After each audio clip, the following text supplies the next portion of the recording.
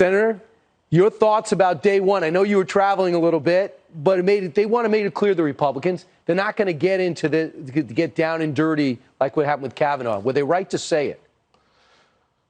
Well, there's no doubt that the big media wants to make this into an issue of race and gender, and the stench of the hypocrisy from the left is undeniable. What we're going to focus on are the concerns we have about her philosophy as a judge. We're going to focus on how does she rule in the past and why were some of those rulings overturned by a higher court. We're going to focus on making sure that America's Supreme Court gets the justice they deserve. This is not Biden's Supreme Court. This is not the progressive Supreme Court. This is America's Supreme Court. And so I can tell you that Republicans will dig into her record, but we're interested in who she is as a judge, right, not what she looks like.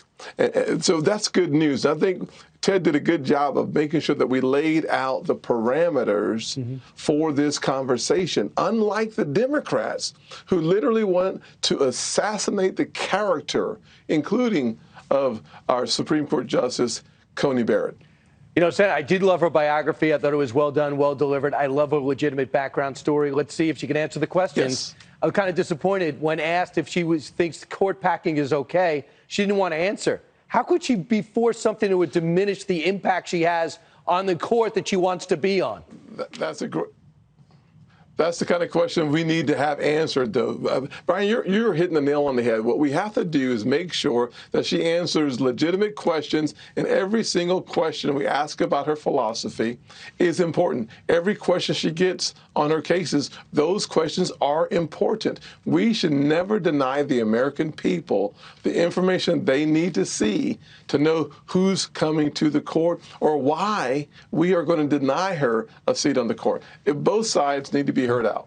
Senator, you're moving on some legislation now. You have at least 20 Republicans supporting you in the Senate to try to protect workers, gig workers, people that want to do their own thing, because you see since the pandemic a big push to unionize. In what respect, what does this legislation read like?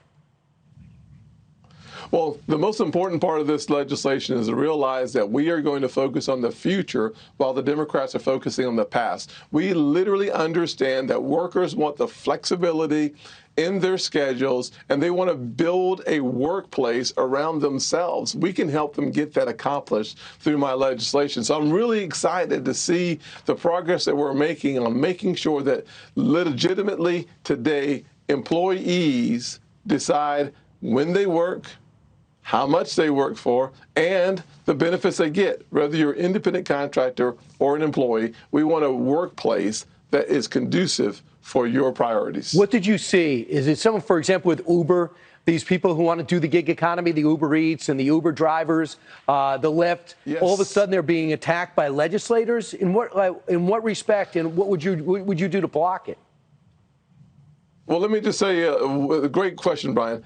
The PRO Act, which failed in California, the most liberal state in the country, failed by a 20-point margin. They're trying to bring that failed legislation to the national scene, where they literally require every employee to join a union or pay dues to a union, whether they are a member of it or not. They want to be able to take those union dues and use them for political purposes. 90% of the money goes to Democrats, while 40% of the union members vote for Republicans. We have to break that stronghold that they currently have. They want to, through the PRO Act, eliminate 27 states' right-to-work laws. Right. In other words, ushering in a new wave of unions. That is wrong for our economy, wrong for our workers, and wrong for our country. Senator Tim Scott, man of action, get on board. When you get the majority, if you get the majority up to the midterms, you'll probably have more momentum if you can't pass it originally.